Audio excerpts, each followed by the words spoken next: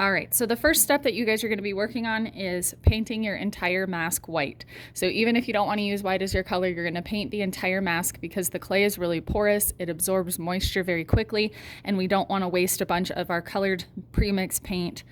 So we want to kind of seal that a little bit with the white paint first. So I have multiple colors on here to use as an example. You guys will take your chosen color and cover the entire thing before you start painting in your low relief or details over the top.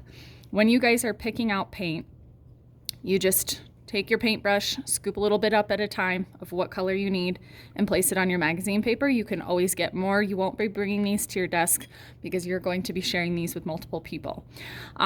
Once you get your first coat on and it looks solid, you may need a second. If it doesn't look solid, if you can see the white through it, add a second coat. When that dries, what you're going to do is create a wash over the top. So the purpose of the wash, if we look at this example here, so I have kids say, oh, that doesn't look like clay, that looks like wood. So in order to give a textural effect with a paint, not have it be flat and boring, is to use layers of paint and washes. So I did one solid layer of brown. You can kind of see it. It's multi-tonal on here. So I used variations of the brown and painted it in layers. So I'm going to show you guys how to do that. I already scooped up a little bit of orange. I need a little bit of brown to change the color. So I need to wash my paintbrush because I don't want to contaminate the paint. Again, we're sharing these. And then it's very important that you dry off the brush. Otherwise, you're going to stick your contaminated dirty water in here. So I'm just going to take a little bit, and it doesn't take a lot for the wash because we actually water it down. I have brown in my brush, which is fine. I'm going to mix it in with my orange. So I'm going to bring it up here so I can mix what's in my brush. There's not a huge color change, so I'm going to grab a little bit more. So again, I'm working with a base color that I already painted on and then changing it a little bit. You guys can make it lighter, you can make it darker. Obviously, if you want it lighter, you add white to it. If you want it darker, add a darker color or a black to it. And then I'm adding a little bit of water to this. Otherwise, I would just be painting a solid color over it and covering my first color. So we want it to show the color through, but we want to change the surface slightly. So all I'm going to do is just very lightly and quickly go over this surface. And it doesn't need to be a heavy layer of paint. We do, like I said, want it to be a wash. So it doesn't take very much paint at all to do this.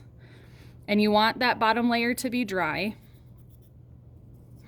And I'm gonna do this a couple times. So while this is drying, because it's a really light layer, it won't take long to dry, I'm going to add a little bit more brown to my paint.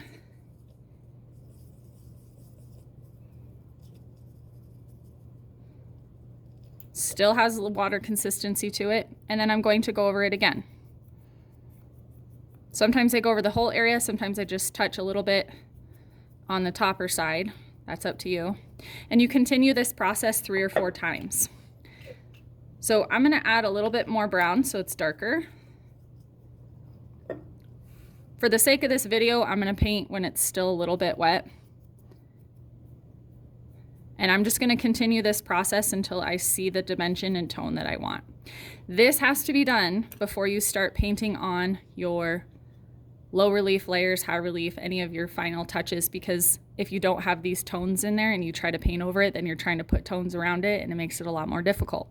Now, for those of you needing to do low relief, here's something that's helpful.